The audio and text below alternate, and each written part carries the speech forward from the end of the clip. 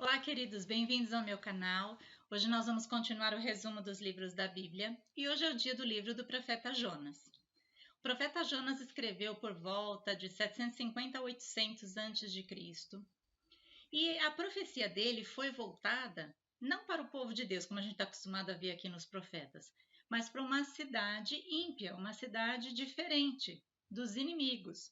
Ela foi voltada para a cidade de Nínive, que era a capital do Império Assírio na época. Um império bastante cruel, bem complicado, todo mundo tinha medo da Assíria e Nínive era a capital.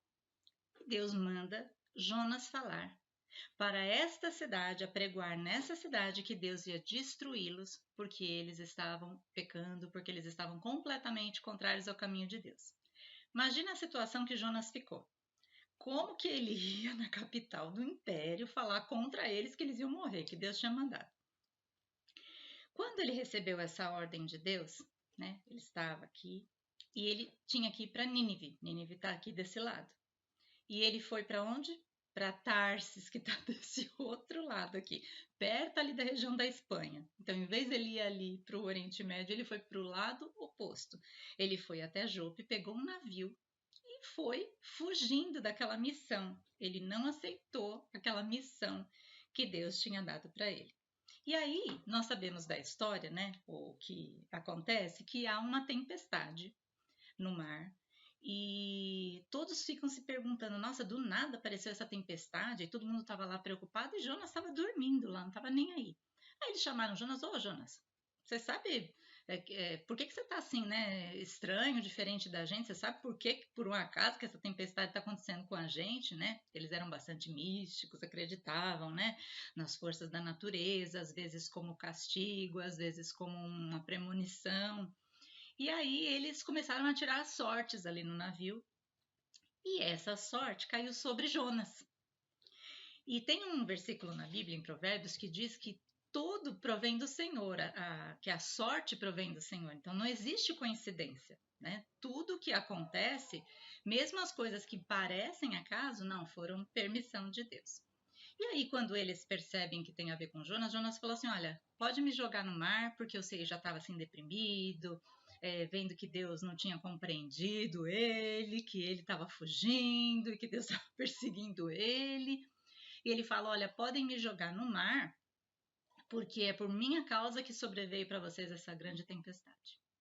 E as pessoas do barco falaram: não, vamos jogar ele, né? Vamos tentar. E ficavam tentando tirar a água, ia piorando cada vez mais a tempestade. O barco estava para virar. Eles falaram: olha, não vai ter jeito, nós vamos ter que jogar ele no mar. E aí eles jogam Jonas ao mar.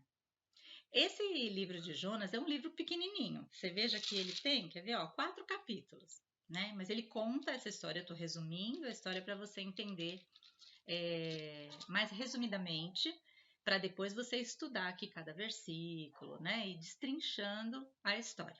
Aí eles jogaram ele no mar. Quando eles jogaram ele no mar, ele iria morrer ali no mar, né? Porque não tinha terra perto, não tinha como ele ir nadando, nem nada. E ele, na hora que ele pulou, ele já pensou assim: bom, vou morrer, minha vida acabou aqui. Eu não obedeci a Deus, eu não fiz o que Deus tinha proposto para eu fazer, então minha vida vai acabar aqui.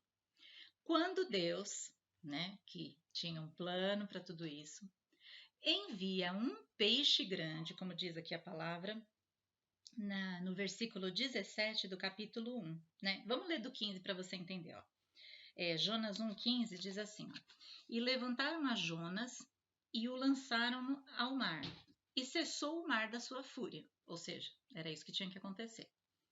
Temeram, pois, esses homens em extremo ao Senhor. Ou seja, isso foi um testemunho. Olha, se não seguir o que Deus fala, as coisas dão errado. E ofereceram sacrifícios ao Senhor e fizeram votos. Ou seja, teve alguns ali que até se converteram por conta do que eles viram, do poder que Deus tinha. Depois, no 17, deparou o Senhor um grande peixe para que tragasse a Jonas. Esteve Jonas 3 dias e 3 noites no ventre do peixe. Aí você vai falar assim: será que uma pessoa sobrevive assim dentro de um peixe, né? Como que isso pode ser possível? Então, na verdade, eu fui estudar sobre isso, até no meu livro, né? Deus, o maior cientista que já existiu, tem um capítulo dedicado a essa situação aqui que Jonas passou. Então, quando a gente vai estudar sobre isso, a gente percebe que muitas pessoas, assim, algumas pessoas já foram abocanhadas por baleias, né? E tem baleias que elas têm uma grande cavidade bucal, né? É uma boca grande, mas a garganta é pequenininha, assim, é como se fossem umas cordinhas que elas filtram aquela água com crios, aí o crio para nessas cordinhas e elas se alimentam desses crios, que são pequeninos camarõezinhos, assim, né? Como se fossem uns camarõezinhos pequenos. Então, na verdade, elas não comem gente. Mas na hora que tá pegando o crio, de repente ela se confunde. Foi bem na hora que Deus, né, levou a baleia lá. Bem nessa hora ela abocanhou Jonas. E a gente sabe que outras pessoas já foram abocanhadas por peixes e ficaram tempos dentro do peixe. Inclusive, tem um homem, né, que até tem no Jornal da Inglaterra, tem sobre a vida dele. Depois, no link aqui, eu vou te deixar o nome do meu livro e o local, o jornal onde saiu sobre esse baleeiro, né? Ele era um rapaz que trabalhava num navio que caçava baleias e ele, não sei como foi lá, ele caiu, né? E foi abocanhado por uma baleia. Eles falaram, ele morreu, procuraram, não acharam ele, deram como morto. Aí informaram lá as autoridades, tudo, e continuaram o trabalho deles lá, né? Dali a pouco eles pegam uma baleia, né? Passado um tempo, eles pegam uma baleia e trazem para o navio. Quando eles abrem a baleia, eles percebem, quando eles estão cortando a baleia, que o estômago dela tá meio inchado, assim, tá meio esquisito, né? Quando eles abrem o estômago, ele estava dentro do estômago da baleia. Mas ele estava, obviamente, desmaiado, ele estava, assim, corroído por causa do ácido, né? E ele até ficou cego, mas ele sobreviveu, ficou lá dentro, né, da baleia. Eles salvaram, recrutaram salvamento e ele se salvou. Então esse é apenas um caso verídico, né, que passou no jornal. Ele viveu muitos anos ainda, morreu de outra coisa. E a única coisa que ele ficou com a sequela, né, porque o ácido entrou no olho e ele não conseguia ver. Mas as pessoas podem ser sim abocanhados por baleias, às vezes até engolidos, né? E sobreviver. Como isso pode ser possível? Provavelmente eles acham, né, que na hora que a baleia abocanha ou que ela engole, vai um pouco de ar junto, né? Quando ela abocanha, assim, vem o ar, vem a água, vem os crios, vem um monte de coisa, peixes.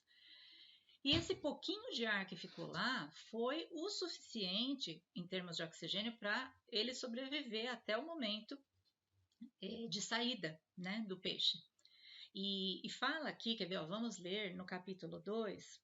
Eu vou ler alguns versículos do capítulo 2 para você ver como ele se sentiu, né? Porque ele fala, depois ele escreve, né, a oração que ele fez lá dentro do ventre do peixe, né?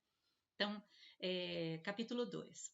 Versículo 1. Então Jonas, do ventre do peixe, orou ao Senhor seu Deus e disse: Na minha angústia clamei ao Senhor, e ele me respondeu. Do ventre do abismo gritei, e tu ouviste a minha voz. Aí depois o 5. As águas me cercaram até a alma, o abismo me rodeou. As algas se enrolaram na minha cabeça, alga, né, aquelas plantinhas. Pois o 7. Quando dentro de mim desfalecia minha alma, quando ele estava para morrer, eu me lembrei do Senhor, subiu a ti a minha oração no teu santo templo. Provavelmente ele pediu perdão a Deus de não ter feito o que Deus tinha determinado, pediu perdão pelos seus erros. Aí, na hora que a gente tá morrendo, vem todas aquelas coisas assim, né? Parece que vem um filme rápido, todo mundo fala isso, né? Que na hora que a pessoa tá morrendo, vem como se fosse um filme rápido da vida da pessoa, e você começa a lembrar de coisas. E provavelmente aqui ele falou ao Senhor, pediu perdão pelos seus erros, pediu misericórdia, né? Alguma coisa ele falou aqui com Deus nessa oração. E aí olha o que acontece no 10. Falou, pois, o Senhor ao peixe, e este vomitou a Jonas na terra. Então, o peixe, como eu falei, ele está acostumado a comer crios e no máximo peixe, né? Aí uma pessoa ali dentro começa a dar um enjoo, né? Porque não é um alimento que que a baleia costuma comer. E aí ela passando mal, ficou com enjoo, e como eles às vezes ficam próximos da costa, ele vomitou, né? Ali mais próximo da costa, Jonas, e provavelmente as ondas levaram ele até a praia. e ele sobreviveu. Né? Ele sobreviveu para contar a história. Quando ele sobreviveu, aí olha que interessante. Deus tinha falado assim com ele, quando ele estava lá naquele lugar que ele tinha aqui para Nínive, e ele foi para Tarsis, né? Deus tinha falado assim com ele, ó, capítulo 1, versículo 2. Dispõe-te, vai à grande cidade de Nínive, clama contra ela, porque a sua malícia subiu até mim. Essa foi a ordem que ele tinha dado e que ele desobedeceu. Depois que acontece tudo isso, que ele é jogado no mar, que vem aquela tempestade, que ele cai no mar, que a baleia pega ele, que depois vomita ele, depois de tudo isso, aí vamos ler o capítulo 3, versículo 2. Olha o que Deus fala. Dispõe-te, vai à grande cidade de Nínive, proclama contra ela a mensagem que eu te digo. Ou seja, Deus propôs assim para ele, vamos começar de novo, tá? Então agora eu vou fazer de novo, né? O pedido que eu fiz lá, né? Para que você vá fazer essa profecia. Então ele começa de novo, dispõe-te, vai à grande cidade de Nínive. Ele usou as mesmas palavras, olha que interessante, né? Então, muitas vezes, quando a gente faz algo que não é da vontade de Deus, que a gente toma caminhos errados, faz escolhas erradas, nós vamos viver as consequências dessa escolha. Né? Deus pode nos dar uma segunda chance? Pode nos dar uma terceira, uma quarta, quantas ele quiser. Ele pode, né, nos dar uma chance. Mas a consequência daquela escolha que a gente tomou, ela acontece. Né? Então, existem coisas que nós decidimos na vida errado e que têm consequências. Isso não quer dizer que Deus te abandonou, que ele não te perdoou, que você não tem mais jeito, que Deus não vai mais usar a sua vida, não quer dizer nada disso. Nós somos seres humanos e nós erramos mesmo. Às vezes, tentando acertar, nós erramos. Mas Deus sempre tem outras chances para nós. Apenas que nós vamos ter as consequências das nossas escolhas. Então, tomemos cuidado para que a gente possa escolher as coisas de acordo com a vontade de Deus, para que a gente não sofra. Né? Deus vai nos falando o caminho para que a gente seja feliz, para que a gente não tenha sofrimentos a mais na nossa vida do que já normalmente a gente tem de aflição, como Jesus falou. Né? Então a gente pode evitar muito sofrimento, a gente pode evitar muito problema se a gente ouvir a voz do Senhor e seguir por onde Ele manda. Bom, aí no capítulo 3 ele pede para ele ir lá de novo. Aí ele vai. Ele fala, não quero mais ser engolido por baleia, nada disso. Ele foi e olha uma coisa estranha que acontece. Eles não eram um povo de Deus, os ninivitas. O povo da cidade de Nínive que ele foi lá falar a profecia. Eles eram um povo pagão, um povo que não conhecia Deus. Tinham ouvido falar desse povo hebreu que saiu do Egito, que atravessou o deserto, que venceu lá na Terra Prometida, né? Então eles conheciam assim essa história desse povo, mas eles não seguiam esse Deus. E aí vai um profeta de Deus lá e fala que a destruição deles estava para acontecer porque eles estavam com uma malícia muito grande que tinha subido diante de Deus e que eles estavam fazendo muitas coisas erradas, muitos pecados, e Deus ia destruir aquela nação. Aí acontece uma coisa surpreendente. Eles se convertem. Eles se convertem assim, eles mudam a direção do seu caminho, eles pedem perdão para Deus, eles se arrependem, eles fazem um jejum, até os animais deles, segundo a autoridade pediu ali, nem os animais iam comer naquele dia que eles fizeram um jejum pedindo perdão para Deus. Olha que engraçado, né? Você vê, o próprio povo de Deus, às vezes, era muito mais duro quando Deus falava as profecias, como a gente tem estudado aqui nos profetas, que Deus fala, fala, fala, e eles nada, né? Eles continuam naquelas práticas erradas. E aqui, uma nação ímpia, uma nação que não conhecia Deus como os israelitas conheciam, e eles tiveram uma posição de arrependimento tão bonita. E aí Deus perdoou. Deus perdoou e não trouxe destruição que tinha falado que ia vir sobre aquela terra, porque eles se arrependeram, porque eles mudaram de direção, né? Eles convergiram as suas atitudes para agradar a Deus, para tentar fazer da forma certa. E uma nação ímpia. Olha que lição para o povo de Israel aqui, né? E aí Deus muda essa sentença. No capítulo 3, versículo 10, diz assim, ó. Viu Deus o que eles fizeram? E como se converteram do seu mau caminho? E Deus se arrependeu do mal que tinha dito que lhes faria e não o fez. Olha que bom. Só que aí acontece uma coisa, né? Jonas fica irritado com isso. Jonas ficou nervoso que não ia destruir aquela cidade. Porque assim, os assírios, eles eram um povo inimigo. E ele não queria ir lá pregar para o povo inimigo se converter. Ele queria que aquele povo fosse destruído, né? E eles se convertem. Então aquilo foi um negócio que mexeu ali com Jonas. Como assim? Rolou um certo ciúmes ali, né? Como assim Deus vai poupar esses incircuncisos, esses, né, pagãos, né? Como que Deus faz isso? E ele ficou irritado. Ele falou assim, quer ver? No versículo 2, vamos ler juntos. Com isso, desgostou-se Jonas extremamente, ficou irado. Olha só, ele ficou irado, quando ele deveria ter ficado contente. Poxa, são seres humanos que se arrependeram, estão voltando para Deus. Quanto mais gente tiver com Deus, melhor. Mas não, ele ficou irado. E o versículo 2: E orou ao Senhor e disse: Ah, Senhor, não foi isso que eu disse estando ainda na minha terra? Ou seja, ele já estava pensando isso lá. Ele falou: Deus vai acabar se compadecendo desse povo e não vai trazer destruição nenhuma sobre eles. E aí a minha palavra, como é que vai ficar? Né? Então ele já estava pensando isso lá. Continuando o versículo 2: Por isso me adiantei fugindo para Tarsis, pois sabia que és Deus clemente e misericordioso, e tardio em irar-se, e grande em benignidade, olha só, e que te arrependes do mal. Ele sabia disso e não quis ir lá falar com eles. Olha só que coisa, porque ele queria que Deus destruísse aquele povo. Depois, peço-te, pois, ó Senhor, tira-me a minha vida, porque melhor me é morrer do que viver. Ele pediu até a morte, falou, eu não quero nem ver isso acontecer, sabe, que eu morra, né? Ficou assim, fora de si. E aí Deus fala assim para ele no versículo 4, e disse o Senhor, é razoável essa tua ira? Você tem noção do que você está falando? Tipo assim, Deus falou para ele.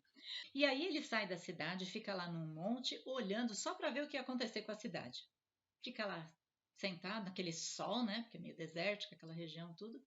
Aí Deus faz uma lição para ele. Ele faz nascer uma planta rapidinho, sabe aquelas plantas que crescem rápido, né? Naqueles dias que ele ficou ali. A planta cresceu e fez uma sombra sobre ele. E ele achou muito bom, né? Porque aí teve uma sombra ali no deserto e tudo. No dia seguinte, Deus manda um verme e destrói a planta. E aí a planta morre. E aí ele fica todo deprimido, porque que aquela ficou com dó da planta. Poxa, a planta nasceu ontem, já morreu. Ficou assim, mexido por conta de uma planta. E não se sentiu mexido por conta de muitas pessoas que foram salvas naquela cidade. E aí Deus fala assim para ele, quer ver? Ó? No versículo 9 do capítulo 4. Então perguntou Deus a Jonas: É razoável essa tua ira por causa da planta? Ele respondeu: É razoável até a morte. Tá? Ainda estava brigando com Deus. Tornou o Senhor: Tens compaixão da planta que não te custou trabalho, ele não plantou, não fez nada, a qual não fizeste crescer e que numa noite nasceu e numa noite pereceu?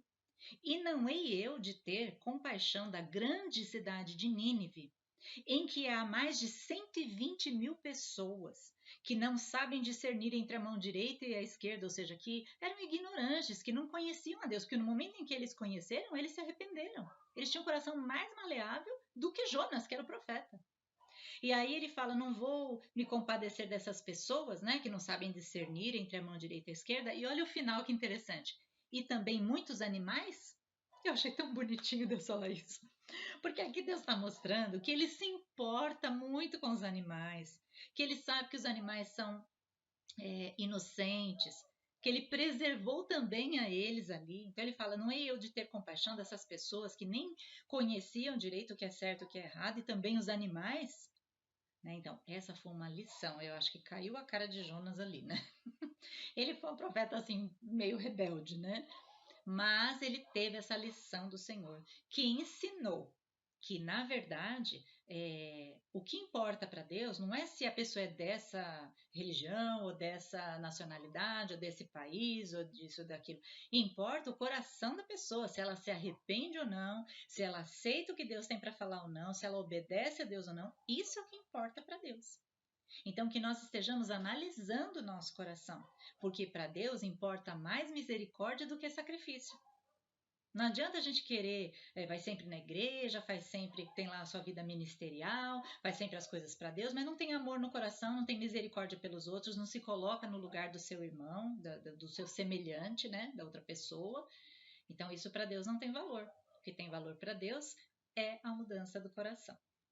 Então, é um livro pequeno, mas que nos ensina muitas coisas aqui, né? Nos ensina sobre obediência e rebeldia, nos ensina sobre nós, às vezes, tomarmos caminhos errados, nos ensina sobre o nosso arrependimento, nos ensina pelo medo de que Deus não está mais com a gente, depois a gente descobre que Deus está, nos ensina que nós temos que ter misericórdia sobre as pessoas, nos ensina que nós precisamos rever os nossos valores, nos ensina que Deus é grande em misericórdia, tardio em se irar, e que ele se importa com cada pessoa, com cada animal, que ele é um Deus maravilhoso. Então, eu te convido a estudar melhor esse livro, ler. Deus vai te dar revelações específicas de cada parte e que você possa ter aproveitado, você possa ter entendido, né, esse livro do profeta Jonas que falou a Nínive, uma cidade que não tinha nada a ver com o povo de Deus. Amém, queridos? Que Deus abençoe a sua vida, a sua família, que você tenha muitas vitórias em nome de Jesus. Até mais, pessoal, e no próximo programa nós vamos falar de outro profeta. Tchau, tchau!